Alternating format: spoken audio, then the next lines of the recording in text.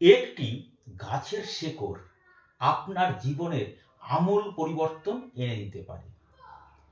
অবশ্যই পুষ্যা নক্ষত্রে একটি অপরাজিতা গাছের মূল জোগাড় করুন।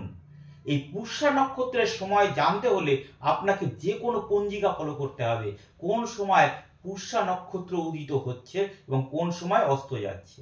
এই পুষ্যা নক্ষত্রে একটি অপরাজিতার মূল নিয়ে আসুন।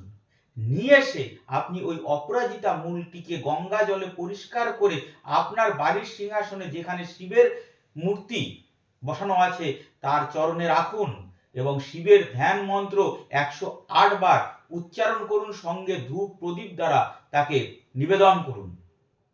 তারপরে ওই মূলটি নিয়ে এসে যে কোনো রূপোর বাক্স বা রূপোর মাদুলির মধ্যে ঢুকিয়ে নিয়ে ওই মাদুলিটিকে বা ওই রূপোর বাক্সটিকে আপনার টাকা রাখার বাক্সে বা টাকা রাখার সিন্ধুকে বা আলমারিতে আপনি রেখে দিন। এতে শুধু আপনার অর্থাভাব নয়, অর্থাভাব তো দূর হবেই, সেই সঙ্গে পারিবারিক সুখ শান্তি বজায় থাকবে এবং শান্তিতে জীবনভর বসবাস করতে পারবেন। ধন্যবাদ।